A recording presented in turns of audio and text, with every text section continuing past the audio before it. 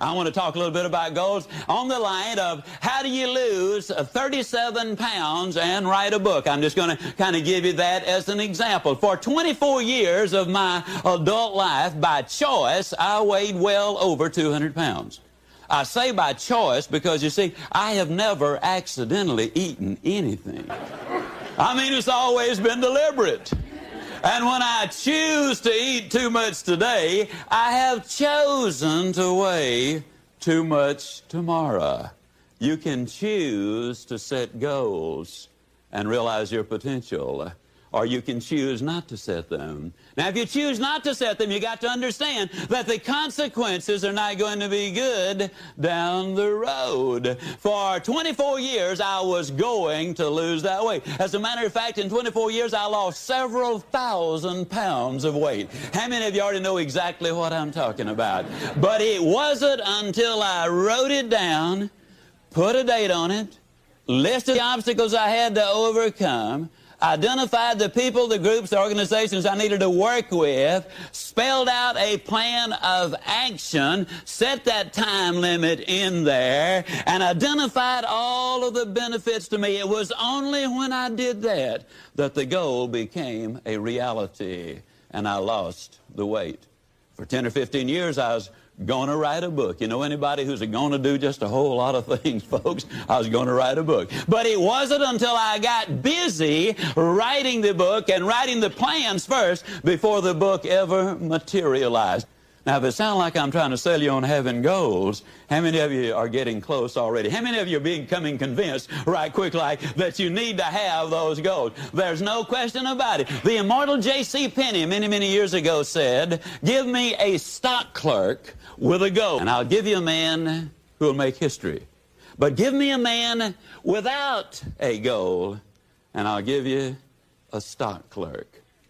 Now, the interesting thing is goals do not care who has them. Let me give you a classic example of the way they work. In 1950, a war-torn, devastated Japan, a nation which had lost an incredibly high percentage of its young men. Their cities were in ruins. They had been bombed out. But in 1950, they got together. They, meaning industry and government, got together and set a goal. The goal was we're going to be the #1 nation in the world during the 1950s in the production of textiles.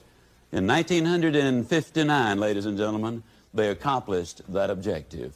In 1960, they set another goal. We're going to be the #1 nation in the world in the production of steel. Now, when you understand there's no iron ore in Japan of any significance, there's no coal of any significance there, we're going to be the #1 nation in the world in the production of steel, it seemed like an absurd goal, and yet they reached their objectives. They had taken all of the steps. In 1970, the Japanese set another goal. They said during the 70s, we'll be the #1 nation in the world in the production of automobiles. They missed it, folks. 1 year. It took them until 1980. In 1980, they set another goal. And this time their goal was, we're going to be the #1 nation in the world in the production of computers and electronics. Yes, indeed, ladies and gentlemen, you absolutely must have those goals. You got to write them down. You got to put a date on it. You got to identify those obstacles. You've got to identify the people, the groups you need to work with. You got to find out what it is you need to know. You got to develop a plan of action, and you got to write it down. What's in it for me? Now, that's a formula that I have just given you, pure and simple. Now, if I were to ask you what 3 times 3 was, there is a person here who could not instantly answer it. But if I were to ask you what is 5,128 times 2,165, odds are enormous that very few of you could pop out the answer that quickly.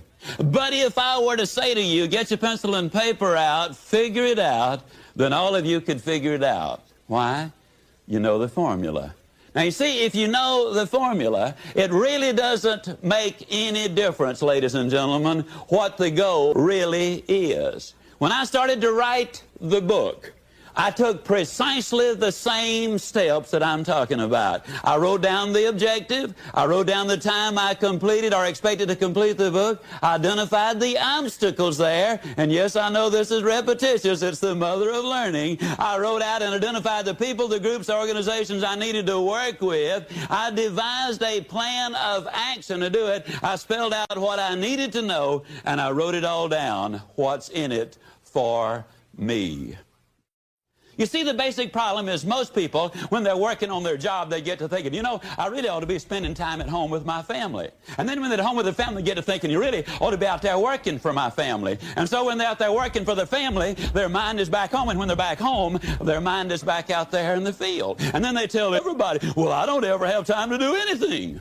No wonder you're always traveling. You see, the basic problem is not lack of time, it is lack of direction. We all have exactly the same amount of time, whether we're a millionaire or a pauper. All of us have 24 hours every single day. The truth is, ladies and gentlemen, we must have goals if we're going to do anything. Goals do a lot of things. For example, they enable you to chase the blues away. I've never known anybody who was truly depressed who had specific and long-range goals. And what goals do is they create activity. And you see, activity, as you work towards reaching them, creates the very excitement which you need in order to accomplish or reach your objectives. The psychologists put it this way: logic will not change an emotion, but action will. And as you get busy working towards these dreams of yours, and yes, you absolutely must have your dreams, ladies and gentlemen, and what we're going to do is look at the ways you build a foundation underneath those dreams. Several years ago, they did an experiment with a number of college students.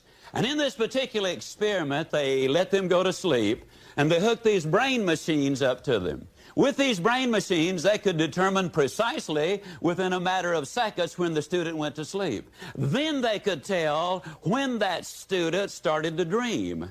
And as the student would start to dream, they would awaken him or her. And then they'd let them go back to sleep, and that is no problem. But when they started to dream, they would awaken them again. And with those brainwave machines, they can tell exactly when they start to dream.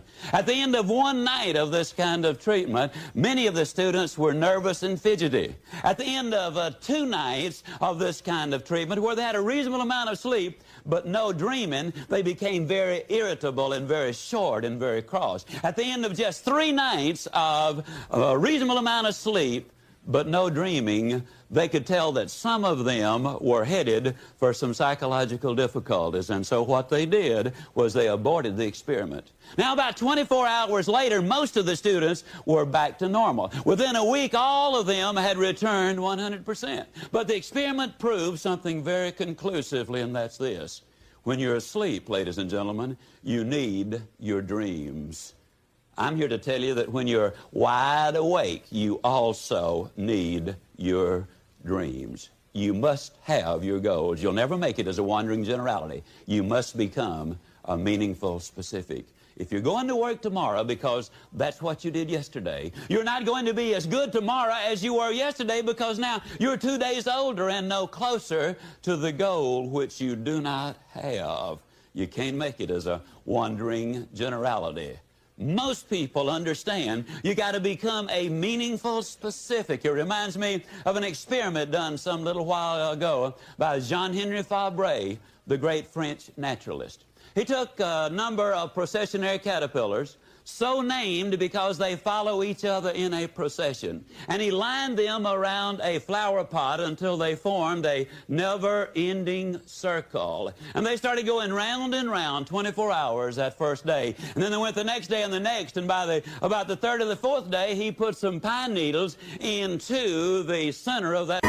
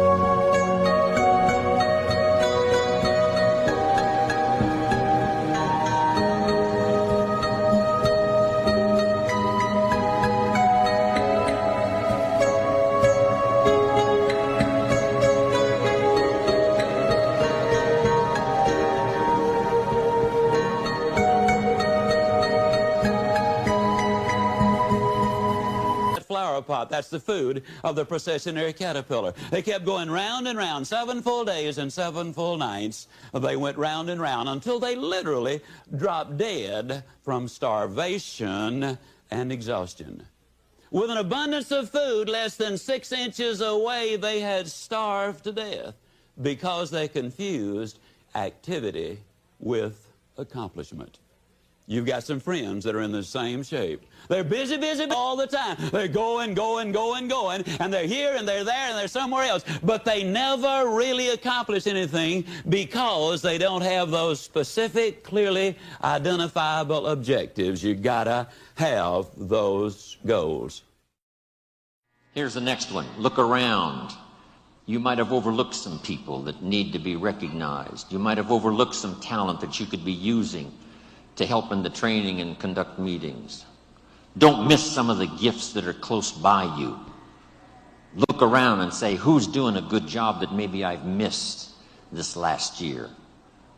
Look around and see if there aren't some people who need to be lifted up, who need your inspiration, who need your presence, who need your time. Here's the next one. Look down to the work. Look down to the soil that's ready for the seeds of opportunity that you will share by your voice and your invitation and your language and your meetings, your presentation. Look down to the work that your hands can work miracles. Look down to the task and see if there aren't some things you might have missed this past year you can pick up on this year and work miracles for yourself, for your future, for your organization. Here's the next one. It's a word of caution. Look out for the enemy that's on the outside as well as the enemy that's on the inside. Look out for your own thoughts that might deceive you, saying you're too short, you're too tall, you're too old, you've never done it before. What makes you think you can do it now? Look out for the temptation. I've told the story and it bears repeating. An ancient story that said there were 2 nice people. This is not a story of one bad person and one good person. The storyteller says this is a story of 2 nice people. However, and I want you to underline the word however, because that's the drama of life.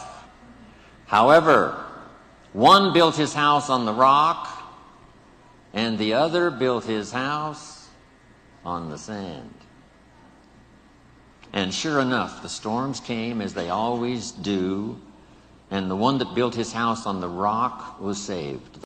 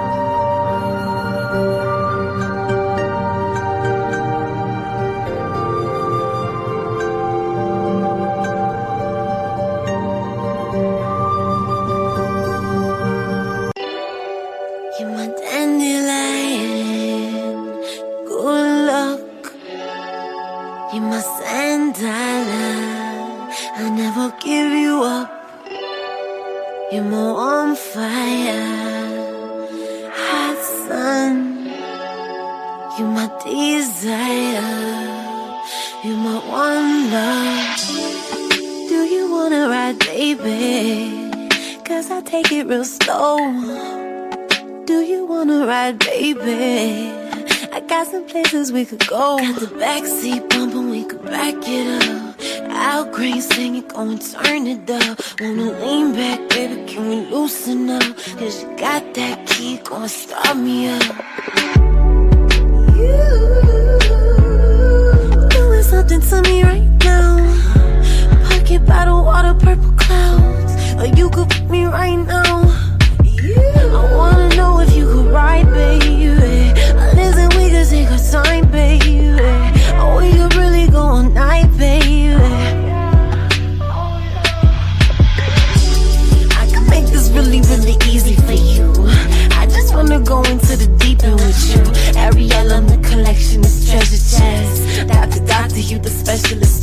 specialist, and this love is relentless. I'm shutting doors on these old. Loyalty, my movement, I ignore and just roll, 'cause I never.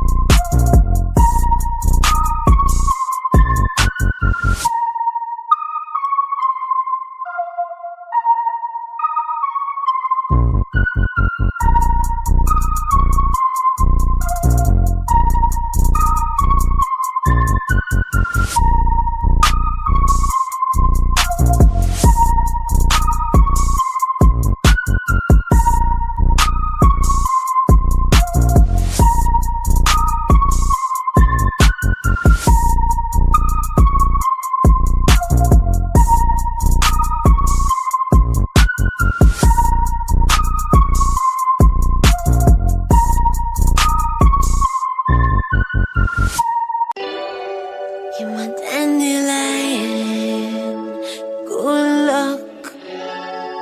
You're my sandala, I'll never give you up. You're my on fire, hot sun. You're my desire, you're my one love. Do you wanna ride, baby? 'Cause I take it real slow. Do you wanna ride, baby? I got some places we could go. Got the backseat bumping, we could back it up.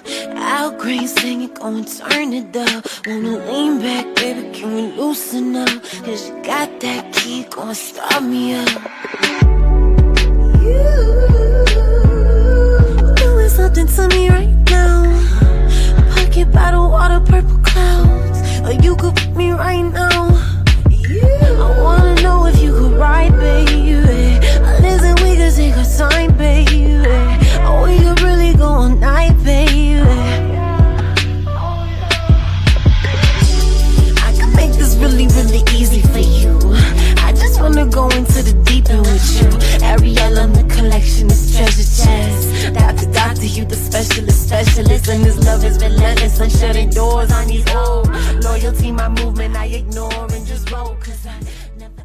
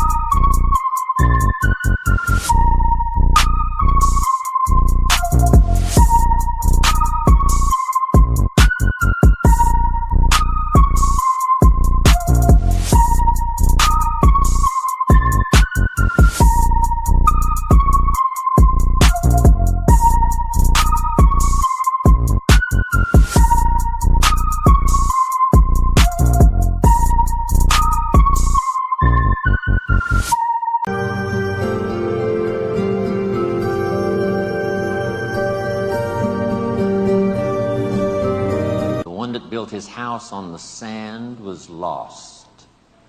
Here's what it means. Nice people can make careless decisions. Nice people can make foolish decisions. None of us are above temptation. That's why the great prayer says, lead us around temptation. hopefully deliver us from the evil. Tempted to cross the line.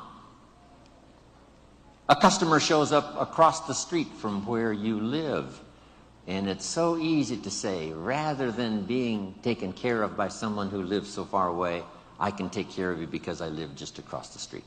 Don't listen to the tempter. Stay on track. Build on the rock. Look out for your own mind that would tell you your dreams can't come true. Look out for your own thoughts that would tell you that it's not going to work that well for you. Look out for that. Here's the next one. Look inside. Some of you have just started to develop your talents and your skills and your abilities. Some of you have done enough to reach this level, to reach these tables, to be in this room. But I promise you, if you go home and take another look inside, here's the question to ask. What else could I develop of my mind and my spirit and my talents and my ability that would make me more valuable to myself, to my family, to my organization? What else could I do? How far could I reach inside for something I haven't found yet? Here's the next one.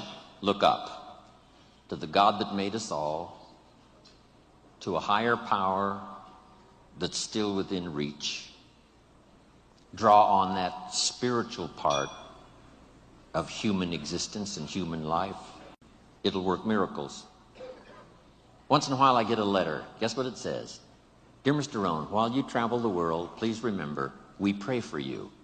I thought, wow, that's what I felt at 39,000 feet. When I was a little weary and tired, somebody in South Africa was saying a prayer for Jim Rohn. All of that unseen miracle stuff that we all touch at times in our lives. I'm asking you to look up and draw on that experience, that comfort, that uniqueness that makes us who we are.